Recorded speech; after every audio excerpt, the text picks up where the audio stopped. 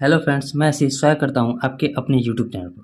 Friends, जैसा कि आप सभी को पता है कि हम अंकित सर का जो मॉक टेस्ट आता है, वीकली मॉक टेस्ट, उस मॉक को सॉल्व करते हैं। इसमें अब देखिए, अंकित सर ने जो दिल्ली पुलिस का फॉर्म स्टार्ट हो गया है, तो अंकित सर ने एक और सुविधा दे दिया है मिनी मॉक का। इसमें हम मिनी मॉक को भी सॉल्व करेंगे। इसमें आप 15 मैथ के सवालों को देखेंगे। 20 मिनट का टाइम दे रहे हैं, जिसमें 15 मैथ के सवाल आएंगे। वो सारे 15 मैथ के सवालों को देखेंगे और कोशिश रहेगा कि 20 मिनट के अंदर ही सॉल्व करें। अगर मान लीजिए समझाने में थोड़ा टाइम लग जाता है कोई क्वेश्चन में, तो उसे जब अपने आप सबमिट हो जाएगा तो उसके बाद हम उसे क्वेश्चन को सॉल्व कर लेंगे। ठीक है। अब इसमें देखिए, दिल्ली पुलिस कांस्टेबल का जो पिछला वाला मॉक आया था, यानी कि जो 2 तारीख को आया था, उस मॉक को हमने सॉल्व कर दिया है। इसका प्लेलिस्ट भी बना दिया है। अगर आपने नहीं देखा है तो उसे भी जाकर जरूर देख लीजिएगा। आज हम इसके 5 सितंबर 2023 को, यानी कि कल जो अपलोड हुआ था, उसमें आए मैथ के 15 सवाल को देखेंगे। देखिए 20 मिनट का टाइम है, 15 क्वेश्चन 15 मार्क्स का। तो पूरा वीडियो जरूर देखिएगा। अगर आपका कोई भी क्वेश्चन में दिक्कत होगा तो यहाँ से देखकर आप उसे सॉल्व कर सकते हैं। ठीक है। तो चलिए टेस्ट स्टार्ट करते हैं। Start test. अब ये क्वेश्चन नंबर पहला जो है हमारा बोडमास है। क्वेश्चन नंबर पहला में क्या कर रहा है कि पहले देखिए ऊपर वाले को सॉल्व करते हैं। क्वेश्चन है 109 माइनस ब्रैकेट है क्या 121 डिवाइड का पहला गुना होगा तो 11 कितना होता है 121। ठीक है। अब माइनस माइनस फिर यहाँ क्या है माइनस का 4। ठीक है। अब माइनस 3 माइनस 3 माइनस 8 में से गया 7। ठीक है। अब देखिए, अब इसको सॉल्व कीजिए तो 121 से 121 कट जाएगा तो कितना बचेगा 109। अब माइनस के यहाँ बचेगा 1। अब माइनस माइनस क्या हो जाएगा plus 1। Minus minus plus plus कितना हो जाएगा प्लस 4। अब माइनस माइनस माइनस प्लस 7। ठीक है। प्लस 7 यानी कि क्या हो गया, सॉरी 3 में से 7 गया 4 माइनस 4। ठीक है। यहाँ क्या हो जाएगा माइनस 4 और माइनस माइनस प्लस 4, यहाँ प्लस 4 हो जाएगा। यानी कि 109 और माइनस 4 4 8 और 1 9, क्या बचा ऊपर में 100 आ गया। ऊपर का वैल्यू हमारा 100 आ गया। नीचे में अगर सॉल्व करते हैं तो नीचे वाला वैल्यू क्या है 125 माइनस यहाँ क्या माइनस माइनस, यहाँ देखिए पहले इसको माइनस माइनस कितना हो जाएगा 3 और गुना में अगर देखा जाए तो इसको -3 है और गुना में 4 और -4 माइनस 4 कितना हो जाएगा 0। यानी कि ये पूरा 0 हो जाएगा। और 0 में कुछ भी डिवाइड करेंगे तो ये पूरा का वैल्यू ही 0 आ जाएगा, क्योंकि भाग में तो आगे आकर 0 से भाग देना पड़ेगा। तो यानी कि नीचे में केवल 125 ही बचेगा, क्योंकि 0 में अब कुछ आगे का जो भी है प्लस नहीं रहता, डिवाइड है। प्लस या देखिए प्लस और माइनस को छोड़कर गुना और डिवाइड रहता है, तो सीधे आगे का वैल्यू 0 हो जाएगा। तो अब बचेगा कितना हमारे पास केवल उसका आगे वाला वैल्यू 125। यानी कि 100/125 को हम क्या लिख सकते हैं 25 से इसको घटाएंगे 25 से इसको घटाएंगे 4 और बटे में 5। 4/5 कौन सा ऑप्शन में है तो ऑप्शन नंबर बी में। ठीक है। अब देखिए next question, question number second. Question number second में है कि ए और बी एक कार्य करते हुए ये 9 दिनों में 45% कार्य करते हैं। ठीक है। 45% को हम क्या लिख सकते हैं 9/20। 45/100 9/20, यानी कि ऊपर वाले कार्य को 9 दिन में कर रहा है, तो टोटल कार्य हमारा नीचे वाला हो जाएगा। तो 9 कार्य को 9 दिन में कर रहा है तो 20 कार्य को कितना दिन में करेगा 20 दिन में। यानी कि ए और बी एक साथ मिलकर टोटल कार्य को 20 दिन में कर रहे हैं और ए अकेला काम को 30 दिन में कर रहा है। तो बी का पूछ रहा है, तो बी का निकाल दीजिए 20।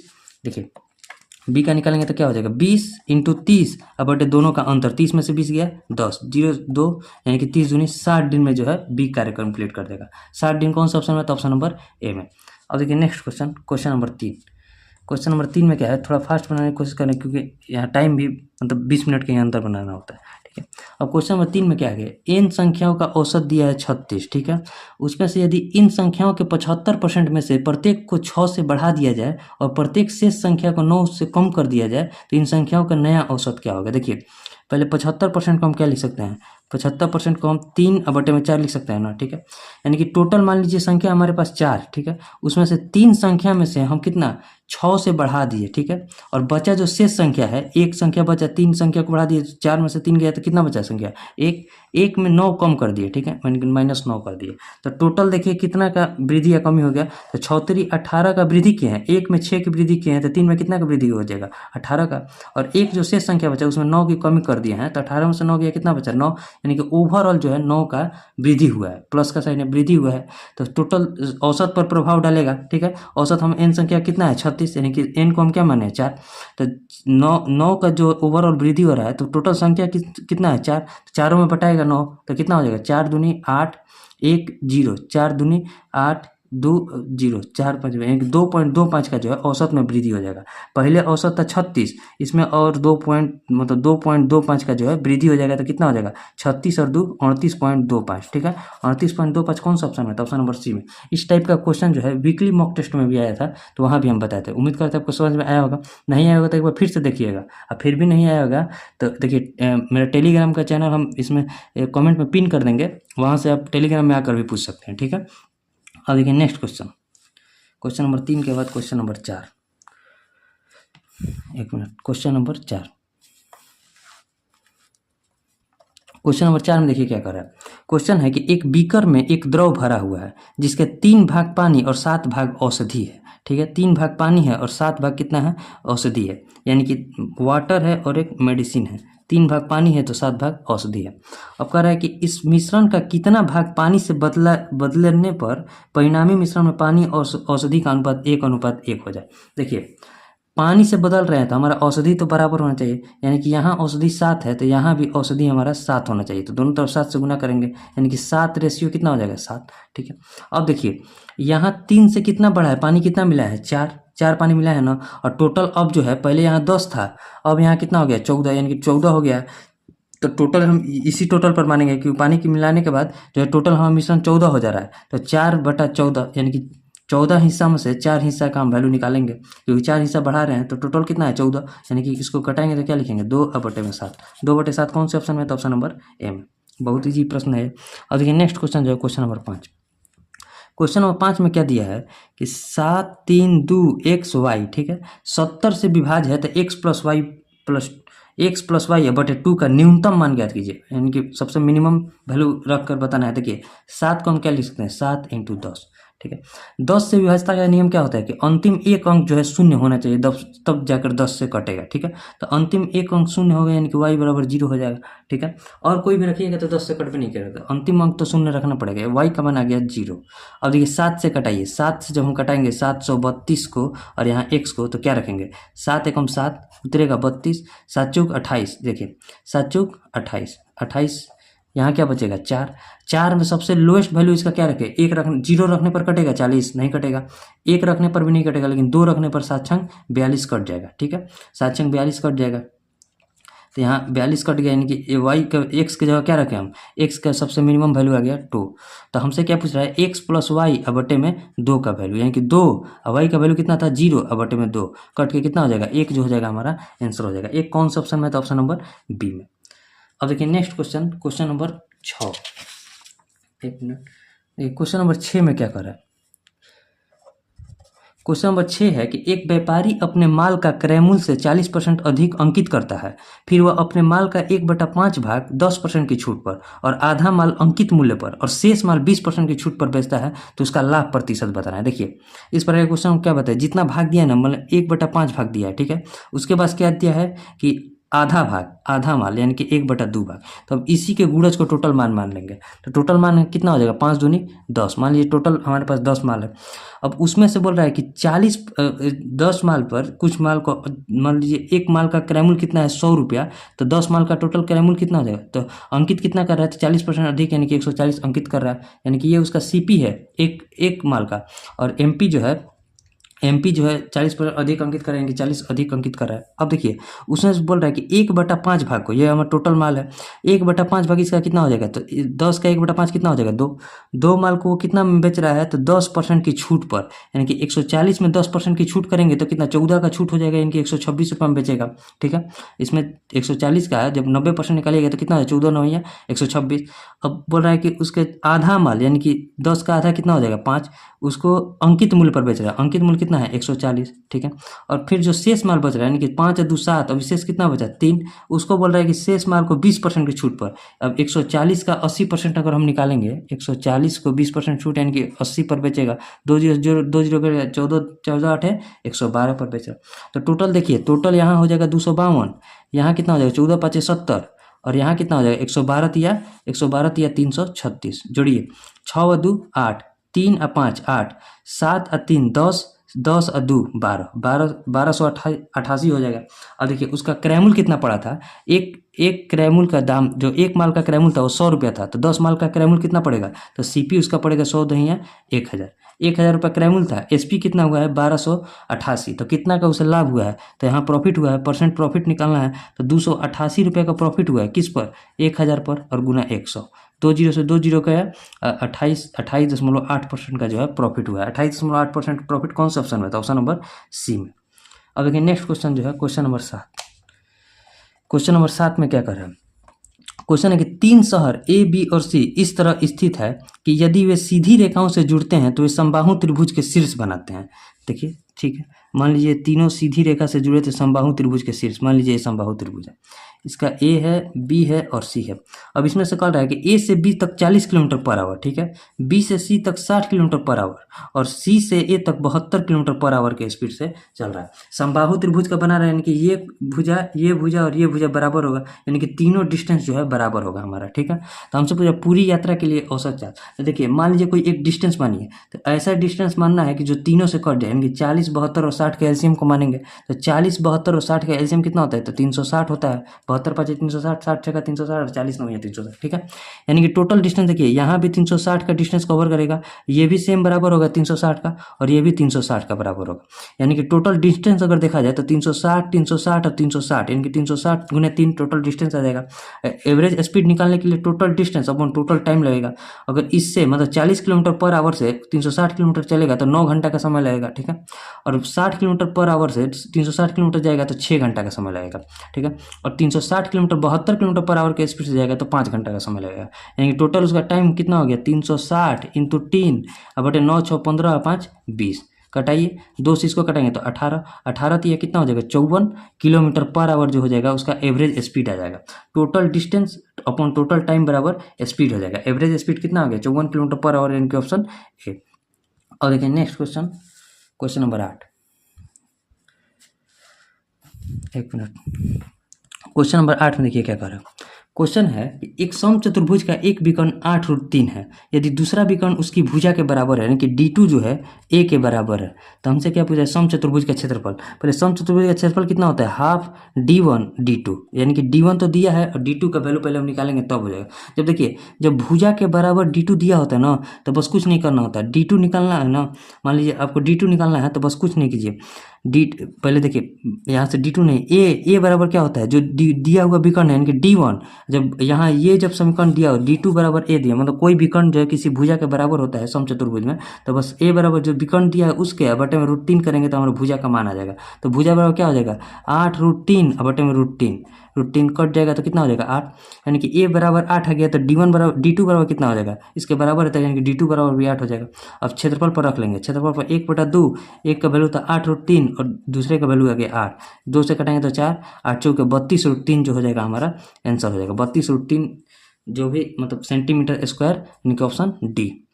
देखिए जब D2 बराबर ए दिया हो, D2 या फिर मतलब कोई एक विकर्ण अगर किसी भुजा के बराबर होता है तो उस भुजा का फॉर्मूला होता है ए बराबर D1 बटे में √3, D1 बटे में √3, यानी कि D1 दिया था 8√3 बटे √3, तो यहाँ से ए का वैल्यू आ गया 8, जब ए का वैल्यू 8 आ गया तो ए D2 के बराबर तो D2 का भी वैल्यू 8 आ गया, फिर D1 D2 का वैल्यू पता चल गया तो उसका क्षेत्रफल भी निकाल सकते हैं।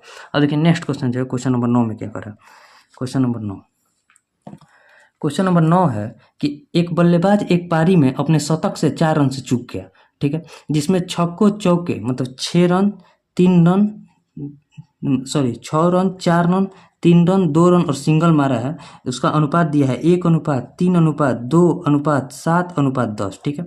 तो उसमें से पूछ रहा है कि उसने सिंगल्स में कितने रन बनाए, शतक मारने से 4 रन से चूक गया, यानी कि टोटल रन कितना मारा होगा उसने 96 रन मारा होगा। यहाँ 6 रन के हिसाब से एक छक्का मारा है, यानी कि 6 रन यहाँ मारा है, छक्का जो है एक छक्का मारा है, और चौका 3 ठो मारा है, यानी कि 12 रन मारा है, और 3 रन जो है 2 बार भागा है, तो यानी कि 3 दूनी 6 रन और प्लस 7 दूनी 14 रन और प्लस 10 रन, ठीक है। तो यानी कि कितना हो गया 12 6 18 6 24 और 10 34 और 4 38 और 10 48, यानी कि टोटल आ गया 48 का वैल्यू दिया है कितना 96 के बराबर, यानी कि एक का वैल्यू कितना हो जाएगा 2। तो हमसे क्या पूछ रहा है कि सिंगल्स के रूप में कितने रन बनाएगा, सिंगल्स का अनुपात कितना दिया है 10, तो 10 का वैल्यू 10 गुने 2, यानी कि 20 रन जो है सिंगल के रेशियो में बनाया है, 20 रन जो है सिंगल बनाया है, बाकी सब छक्का चौका तिक्की दुक्की बनाया है। 20 रन कौन सा ऑप्शन है, तो ऑप्शन नंबर एम, ठीक है। अब देखिए नेक्स्ट पेज लेते हैं,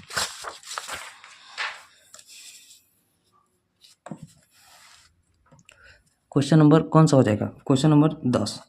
क्वेश्चन है कि एक वर्ष के अंत में देय एक निश्चित राशि के लिए एक पुस्तक की 6 प्रतियां खरीदी जाती है और उसी पुस्तक की 7 प्रतियां उसी राशि के नकद भुगतान में खरीदी जाती है। साधारण ब्याज की वार्षिक दर क्या है? देखिए, मान लीजिए 6 प्रतियां खरीदता और अगर वो बाकी लेता तो, और 7 प्रतियां खरीद लेता अगर वो नगद लेता तो, यानी कि 7 रुपया, मतलब अब ये देखिए, ये आर्टिकल का जब रेशियो है आर्टिकल का, तो प्राइस का रेशियो क्या होगा? इसके जस्ट उल्टा, यानी कि 7 से 6। ठीक है, 7 से 6 रुपया, मतलब यहाँ 7 रुपया वो चुका रहा है, यहाँ 6 रुपया, जबकि जिसका कीमत था 6 रुपया उसे चुका कितना रहा है? 7 रुपया देकर, क्योंकि 1 साल के रूप में रख रहा है, यानी कि कितना रुपया का ब्याज लग रहा है? 1 रुपया का ब्याज लग रहा है। ब्याज हमेशा मूलधन पर लगता है, बटा 6 और गुना 100। अब देखिए 3 और 50, यानी कि 50/3 को क्या लिख सकते हैं? 50/3, यानी कि 16 3 48, 16 का रेशियो हो जाएगा, यानी कि 16.7% का जो है, जो ऑप्शन में दिया है 16.7%, यानी कि ऑप्शन सी। देखिए ये आर्टिकल है, यहाँ देखिए 6 कॉपियाँ मिल रहा है अगर वो 1 साल के ब्याज लगा रहा है तो, और 7 कॉपियाँ जबकि मिलना चाहिए था, यानी कि 7 रुपया लग रहा है जिसका दाम 6 रुपया था। 6 रुपये की चीज़ 7 रुपये में दे रहा है, यानी कि 1 रुपये का रेट लग रहा है। 1/6 गुना 100% में बताने के लिए। अब देखिए next question, question number 11। Question number 11 में है कि एक व्यक्ति अपनी आय का 65% खर्च करता है। देखिए पहले इसको लिख लेते हैं, आय, व्यय और बचत। ठीक है, यहाँ देखिए 100 रुपया मान लीजिए उसका आय है, इसमें 65 रुपया खर्च कर रहा है, तो कितना बचा रहा है? 35 रुपया बचा रहा है। उसकी आय में जो है 20% की वृद्धि होगी, यानी कि 100 में 20% की वृद्धि हो गई, और उसके खर्च में जो है 10% की वृद्धि, तो इसका 10% कितना हो जाएगा? 6.5। ठीक है, तो उसके बचत में कितने की वृद्धि हुई? तो देखिए आय बराबर क्या होता है? व्यय और प्लस बचत, यानी कि 20 में जो है 6.5, तो कितना बचा रहा है? तो बचाएगा कितना? 20 में से 6.5 गया तो 13 6 19, यानी कि 13.5 बचा रहा है। ठीक है, अब बच रहा है कितना वृद्धि हुआ है? तो देखिए 13.5 जो है 35 का कितना परसेंट है? 35 का कितना परसेंट है? 1 0 से ये पॉइंट हट गया, 5 इसको कटेंगे 7, 5 इसको कटेंगे 2, 7 से कटेगा 7 एकम 7 नहीं कटेगा।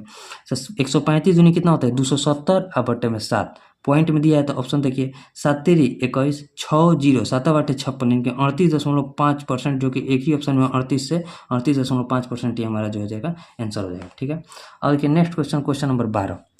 क्वेश्चन नंबर 12 समझिए। क्वेश्चन नंबर 12 में देखिए क्या कर रहा है।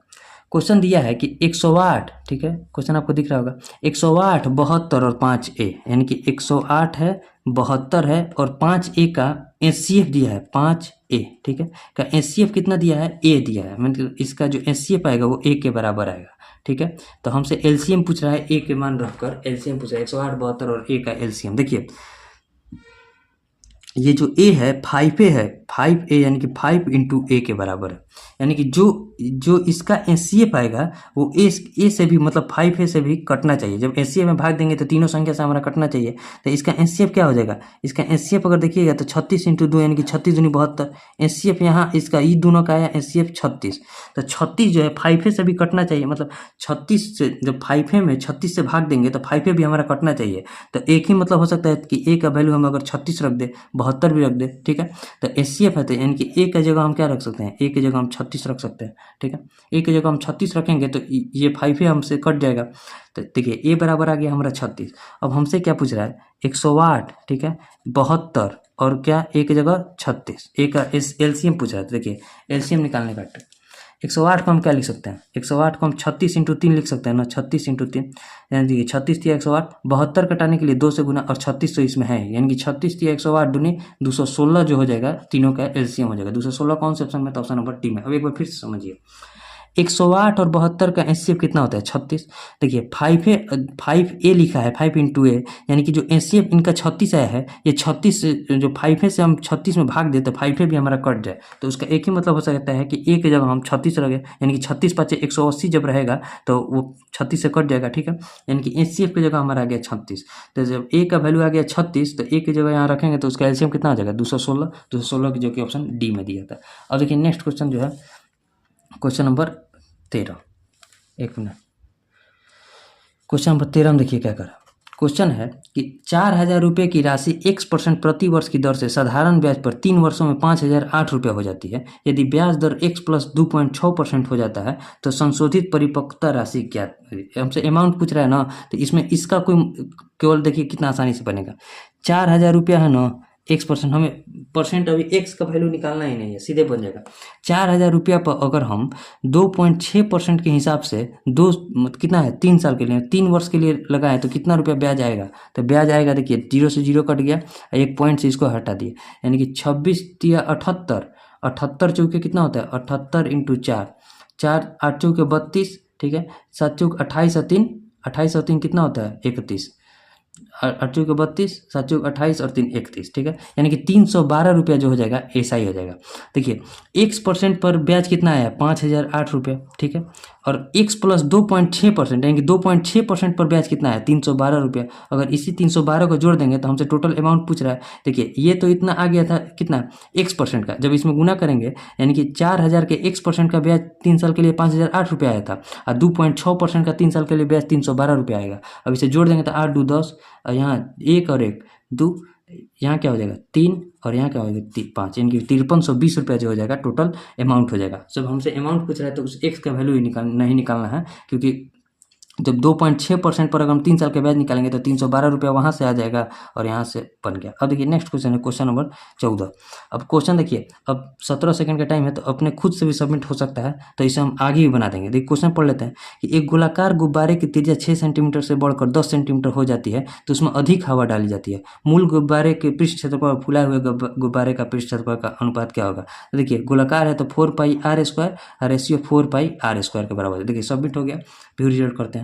13 क्वेश्चन बनाए और 2 क्वेश्चन बाकी है। 13 क्वेश्चन में एक भी गलत नहीं है, जो अनअटेम्प्ट है उसे हम देख लेते हैं। देखिए इसे समझाते हैं। 4πr², रेशियो क्या हो जाएगा 4πr², ये कट जाएगा। और देखिए r 6 सेंटीमीटर था, यानी कि 6 6 का 36, और यहाँ क्या था 10 सेंटीमीटर हो गया, यानी कि 10 नहीं है 100 हो गया, ठीक है। तो यानी कि इसको 4 से कटाएंगे तो 9:25 जो हो जाएगा हमारा आंसर हो जाएगा। 9:25 कौन सा ऑप्शन है, तो ऑप्शन नंबर डी में यहाँ सबमिट है, ठीक है। अब देखिए नेक्स्ट क्वेश्चन जो है लास्ट क्वेश्चन, क्वेश्चन नंबर 15, उसे भी देख लेते हैं। क्वेश्चन नंबर 15 में क्या कर रहा है, देखिए इसे समझाने में जो है थोड़ा टाइम ज़्यादा लग जाता है, 20 मिनट के अंदर नहीं हो पाता है समझाते हुए। इसे खुद से बनाएंगे तो आराम से हो जाएगा, लेकिन समझाते हुए नहीं हो पाता है, तो इसलिए 13 क्वेश्चन 13-14 तक तो हम बना ही देते हैं, उसके बाद 15 क्वेश्चन या फिर जो ऐसे बना देते हैं। क्वेश्चन एक क्या है कि एक आदमी शांत पानी में 5 किलोमीटर पर आवर की रफ्तार से तैर सकता है। यदि धारा की गति 2.5 किलोमीटर पर आवर है तो धारा के प्रतिकूल में समान दूरी के लिए धारा के अनुकूल की तुलना में 4 घंटे अधिक समय लेता है। देखिए इस पर क्वेश्चन का मान लीजिए टोटल डिस्टेंस कितना है x किलोमीटर, ठीक है। x किलोमीटर डिस्टेंस को अगर धारा के विपरीत तय करें तो नशान जल में नाव की चाल और धारा की चाल आपस में घटेगा, ठीक है। अगर वहीं जो है x किलोमीटर की दूरी को धारा के साथ तय करें तो नाव की चाल और धारा की चाल जुट जाएगा, और दोनों का अंतर कितना दिया है 4 घंटे के बराबर दिया है, यानी कि x बटे में 2.5 माइनस x बटे में 7.5 बराबर कितना हो जाएगा 4। इसका एलसीएम कितना हो जाएगा तो 7.5 हो जाएगा, ठीक है। 2.5 तिया मतलब 25 तिया 75, यानी कि 3x माइनस x बराबर 4, यानी कि 2x बराबर कितना हो जाएगा 4 इंटू 7.5, ठीक है। तो 2 से ये 2 कट गया, यानी कि x बराबर कितना आ गया 7.5 दूनी 15, 15 किलोमीटर ही हमारा जो हो जाएगा आंसर हो जाएगा। 15 किलोमीटर कौन सा ऑप्शन है, क्योंकि हमसे डिस्टेंस ही पूछ रहा था दूरी, तो 15 किलोमीटर कौन सा ऑप्शन है, तो ऑप्शन नंबर बी में। यहाँ सबमिट है, और यहाँ देखिए अभी तक कितने लोगों ने टेस्ट दे दिया है। कल इसका जो है रात में टेस्ट आया था, 7,000 लगभग 7,000 लोगों ने इस टेस्ट को दे दिया है, जिसमें 13 क्वेश्चन मतलब यहाँ रैंक एक आता अगर हम 75 क्वेश्चन बनाते, मतलब 15 क्वेश्चन बनाए थे तो टाइम के अंदर, लेकिन समझाते हुए नहीं हो पाता है। उम्मीद करते हैं आप लोग समझे होंगे। अगर अच्छा लगा तो इसे शेयर जरूर कीजिएगा। मिलेंगे नेक्स्ट वीडियो में, तब तक के लिए जय हिंद।